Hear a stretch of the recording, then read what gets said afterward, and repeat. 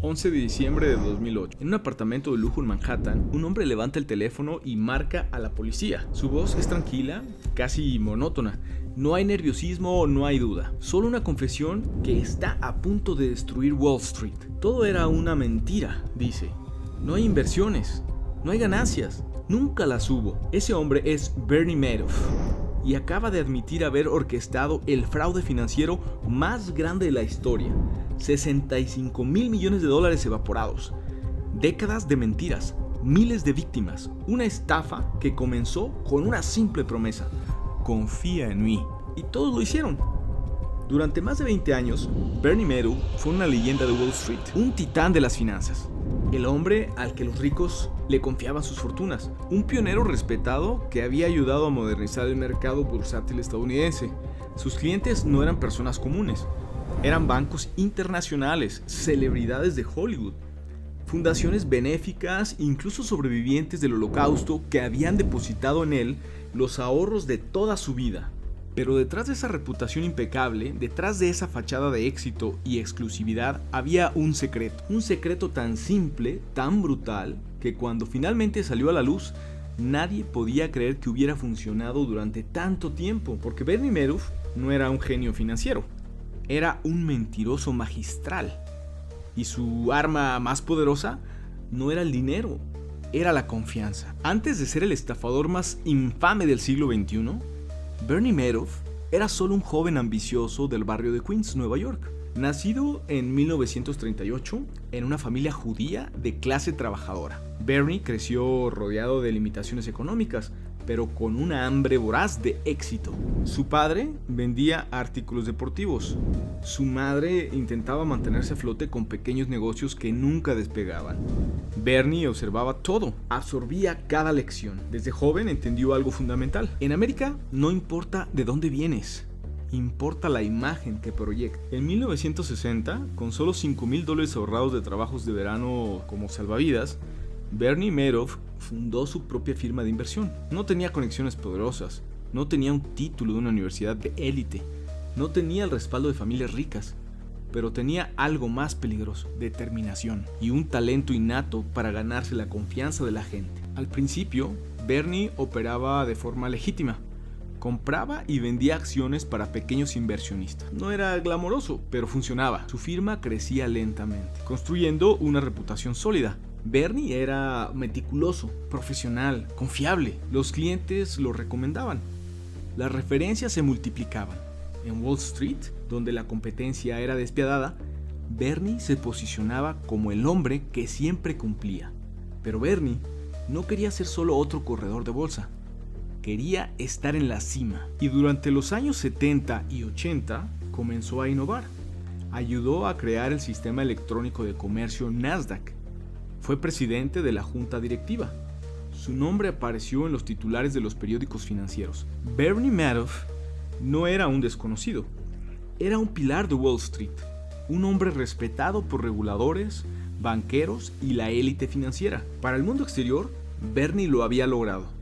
Había construido un imperio desde cero. Tenía oficinas lujosas, empleados leales, clientes millonarios. Conducía autos caros, vivía en apartamentos de lujo, navegaba en yates. Era la personificación del sueño americano. Pero en algún momento de los años 90, algo cambió. Bernie cruzó una línea. Y una vez que la cruzó, ya no hubo vuelta atrás. El esquema Ponzi no es nuevo. Lleva el nombre de Charles Ponzi, un estafador italiano que en los años 20 prometió a los inversionistas ganancias imposibles. El concepto es devastadoramente simple. No hay inversión real. Solo tomas el dinero de los nuevos clientes y lo usas para pagar a los antiguos. Mientras sigan entrando inversionistas, el esquema funciona, pero cuando se detiene el flujo de dinero, todo colapsa. Bernie Madoff perfeccionó este sistema hasta convertirlo en una obra maestra del engaño. Funciona así. Un inversionista le entrega $1 millón a Bernie. Bernie le promete retornos constantes y seguros, alrededor del 10% anual. El inversionista confía porque Bernie es Bernie Madoff, el respetado pionero de Wall Street. Pero ese $1 millón nunca se invierte. Bernie lo deposita en una cuenta bancaria. Cuando el inversionista pide sus ganancias al final del año, Bernie le paga con el dinero de otro cliente que acaba de invertir. No hay acciones, no hay bonos, no hay estrategia sofisticada, solo una cascada de dinero que fluye de un bolsillo a otro. Y durante décadas funcionó a la perfección. Pero la genialidad de Madoff no estaba solo en el esquema, estaba en cómo lo vendió. Bernie no buscaba a sus clientes, eran ellos quienes lo buscaban a él. Creó una ilusión de exclusividad tan poderosa que la gente rogaba por darle su dinero. Bernie operaba en el piso 17 de su oficina en Manhattan. Pocas personas tenían acceso. Todo era secreto, privado, casi místico. No aceptaba a cualquiera. Solo clientes recomendados por otros clientes. Solo personas de ciertos círculos sociales. Esta exclusividad generaba un efecto psicológico devastador. Si Bernie te aceptaba, significaba que eras parte de un club de élite. Y nadie en ese club hacía preguntas incómodas. Los estados de cuenta llegaban cada mes. Eran impecables, mostraban ganancias constantes, nunca un mes en rojo, nunca una pérdida significativa. Mientras otros fondos sufrían volatilidad, mientras el mercado subía y bajaba, los clientes de Bernie siempre ganaban, siempre. Para un inversionista sofisticado, esto debería haber sido una señal de alarma. Ninguna estrategia legítima produce ganancias constantes año tras año. Pero nadie preguntaba, porque hacer preguntas significaba dudar de Bernie Madoff. Y dudar de Bernie significaba estar fuera del club. El arma más letal de Bernie Madoff no fue el dinero, fue la reputación. Una reputación construida meticulosamente durante décadas. Una reputación que funcionaba como un escudo impenetrable contra cualquier sospecha. Bernie no era un desconocido operando desde las sombras, era un titán respetado de Wall Street. Había sido presidente del Nasdaq, había asesorado a reguladores, había participado en comités de ética financiera. Su nombre aparecía en las juntas directivas de organizaciones benéficas. Donaba millones a causas judías, a hospitales, a universidades. Cuando un potencial inversionista preguntaba sobre Bernie Madoff, las respuestas eran siempre las mismas. Bernie es una leyenda. Bernie es confiable. Bernie lleva décadas haciendo esto. Su firma no necesitaba marketing agresivo, no necesitaba anuncios, las referencias lo eran todo. Un cliente satisfecho le hablaba a un amigo. Ese amigo invertía y le hablaba a otro amigo. La red crecía orgánicamente, alimentada por testimonios genuinos de personas que realmente creían estar ganando dinero. Y en cierto modo lo estaban, al menos en el papel. Bernie también entendía el poder de la psicología del inversionista. Cuando alguien pedía retirar su dinero, Bernie pagaba de inmediato, sin demoras, sin excusas, sin complicaciones. Esto generaba una confianza absoluta. Si puedes sacar tu dinero en cualquier momento, ¿por qué sospechar? Además, Bernie cultivaba relaciones personales profundas. No trataba a sus clientes como números. Los invitaba a cenas, a eventos sociales, a partidos de golf, conocía a sus familias, recordaba cumpleaños. Era cálido, amable, genuino. La gente no solo confiaba en él como inversionista, lo consideraban un amigo, pero detrás de esa calidez había un cálculo frío. Porque cada sonrisa, cada apretón de manos, cada gesto de amistad era parte del engaño. Bernie Madoff no veía personas, veía fuentes de capital para mantener la mentira viva. No todos estaban ciegos. Hubo señales, hubo advertencias, hubo personas que vieron lo que nadie más quería ver. Harry Markopolos era un analista financiero que en 1999 intentó replicar la estrategia de inversión de Bernie Madoff. Pasó horas revisando los números, analizando los retornos, intentando descifrar el método, y llegó a una conclusión devastadora. Era matemáticamente imposible. Los números no cuadraban. Los retornos eran demasiado constantes, demasiado perfectos, demasiado buenos para ser verdad. Markopolos llevó su análisis a la SEC, la Comisión de Valores y Bolsa de Estados Unidos, la agencia encargada de regular Wall Street. Les entregó un documento titulado El fraude de inversión más grande del mundo. Les explicó punto por punto por qué Bernie Madoff estaba operando un esquema Ponzi. La SEC ignoró las advertencias, no una vez, sino 6 veces. Hubo investigaciones superficiales, llamadas telefónicas, revisiones de documentos, pero nada profundo, nada concluyente, porque Bernie Madoff era Bernie Madoff, un hombre respetado, con décadas de trayectoria, con conexiones poderosas. ¿Cómo podría estar estafando a todos? Los reguladores no querían creerlo, los inversionistas no querían creerlo, y Bernie lo sabía. Sabía que su reputación era su mejor defensa. Mientras siguiera siendo el Bernie Madoff que todos conocían y respetaban, nadie lo tocaría. Otros analistas también sospechaban. Algunos fondos de cobertura se negaron a invertir con él porque los números no tenían sentido, pero esas dudas nunca se hicieron públicas. Wall Street funciona con redes de silencio. Nadie quiere ser el que señala al emperador desnudo. Y así, año tras año.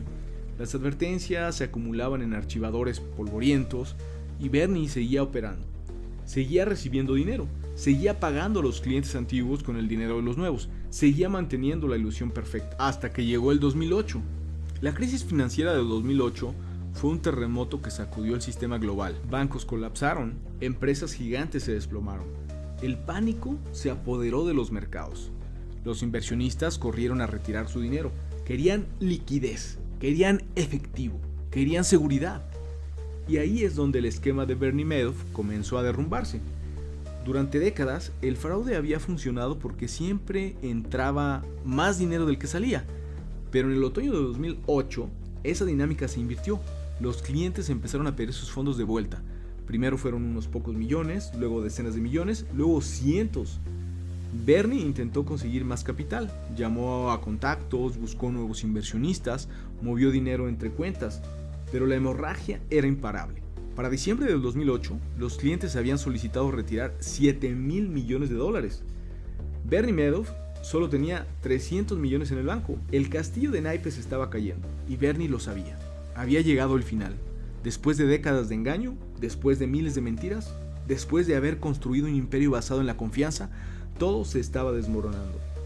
El 10 de diciembre de 2008, Bernie llamó a sus dos hijos, Mark y Andrew, que trabajaban en la firma. Les pidió que fueran a su apartamento. Cuando llegaron, Bernie estaba tranquilo, demasiado tranquilo. Tengo algo que decirles, comenzó. El negocio de inversiones es un fraude. Es básicamente una pirámide gigante, un esquema Ponzi. Sus hijos lo miraron en silencio, incapaces de procesar lo que acababan de escuchar. He estado pagando a los clientes con el dinero de otros clientes durante años, continuó Bernie. Y ahora se acabó. No puedo seguir. Mark y Andrew no lo dudaron. Al día siguiente llamaron a las autoridades. El 11 de diciembre de 2008, dos agentes del FBI llegaron al apartamento de Bernie Madoff. Le preguntaron directamente si había algo que quisiera decirles. Sí, respondió Bernie. No hay forma fácil de decir esto. Pagué a inversionistas con dinero que no existía. Los he estado engañando durante años. Los agentes lo arrestaron en el acto. Bernie Madoff no opuso resistencia, no intentó huir, no negó nada. Simplemente extendió sus muñecas y dejó que le pusieran las esposas. El hombre que había sido una leyenda de Wall Street, el hombre en quien miles habían confiado sus fortunas, ahora era un criminal. Y el mundo estaba a punto de descubrir la magnitud de su traición. Cuando la noticia se hizo pública, el mundo financiero entró en shock. Bernie Madoff, el respetado pionero, el hombre que había modernizado el Nasdaq, el filántropo generoso, era un estafador. Las víctimas comenzaron a contar sus historias. Había jubilados que habían perdido los ahorros de toda su vida, fundaciones benéficas que habían sido vaciadas, sobrevivientes del Holocausto que habían confiado en Bernie porque era uno de los suyos, un miembro de la comunidad judía, alguien en quien podían confiar. Elie Wiesel, Premio Nobel de la Paz y sobreviviente del Holocausto, perdió su fortuna personal y los fondos de su fundación. Nos traicionó, dijo. Confiamos en él. Y nos robó todo. Universidades perdieron donaciones, hospitales perdieron fondos operativos, familias enteras fueron devastadas. Algunos inversionistas se suicidaron. No podían soportar la pérdida, la humillación, la realidad de haber sido engañados durante tanto tiempo. Pero el daño no terminaba ahí. La familia de Bernie también fue destrozada. Su esposa Ruth enfrentó el escrutinio público. Sus dos hijos, Mark y Andrew, fueron investigados, acusados por muchos de haber sido cómplices. Mark Madoff no pudo soportar la presión. El 11 de diciembre de 2010, exactamente 2 años después del arresto de su padre, se suicidó en su apartamento de Manhattan. Andrew Madoff murió de cáncer en 2014, pero antes declaró públicamente que nunca había perdonado a su padre. Mi padre está muerto para mí, dijo. Bernie Madoff lo había perdido todo, no solo su libertad, también su familia. En junio de 2009, Bernie fue sentenciado a 150 años de prisión. El juez Denny Chin no tuvo piedad. El fraude cometido por Bernie Madoff es extraordinariamente malvado, declaró. Este es el tipo de engaño que sacude la confianza del público en el sistema. Bernie tenía 71 años. Moriría en prisión, y lo sabía. Durante años mantuvo el silencio. No dio entrevistas, no habló públicamente. Pero en 2013, finalmente rompió su silencio desde la cárcel. Y lo que dijo fue revelador. Sabía que estaba mal, admitió. Pero una vez que empiezas, no puedes parar. Siempre piensas que encontrarás una salida, que podrás arreglarlo, pero nunca lo haces. Y mientras tanto, la mentira crece, y crece, y crece. Bernie Madoff murió en prisión el 14 de abril del 2021, a los 82 años. Había pasado 12 años encerrado. Nunca recuperó su libertad, nunca recuperó su fortuna, nunca recuperó su familia. Pero dejó algo detrás, un legado de destrucción, un recordatorio brutal de lo que sucede cuando la codicia se disfraza de confianza. El caso de Bernie Madoff no es solo la historia de un estafador, es la historia de un sistema que falló, de reguladores que ignoraron las señales, de inversionistas que eligieron creer en lugar de cuestionar, de una cultura financiera donde la reputación importa más que la evidencia. Porque al final, Bernie Madoff no engañó solo a personas ingenuas, engañó a bancos sofisticados, a fondos de cobertura, a inversionistas profesionales, gente que debería haber sabido más. Gente que eligió no ver, y esa es la verdadera lección. La mentira no sobrevive sola, sobrevive porque la gente quiere creer, porque es más cómodo confiar que dudar, porque en un mundo donde todos buscan el atajo al éxito, la promesa de ganancias fáciles y constantes es irresistible. Bernie Madoff lo entendió perfectamente. No vendía inversiones, vendía certeza, vendía exclusividad, vendía la ilusión de que si estabas dentro de su círculo, estabas protegido del caos del mercado. Y miles de personas compraron esa ilusión, hasta que la ilusión se rompió. Hoy, más de una década después de su arresto, el nombre Bernie Madoff sigue siendo sinónimo de fraude. Su caso se estudia en escuelas de negocios como ejemplo de lo que nunca debe hacerse. Las víctimas aún luchan por recuperar algo de lo perdido.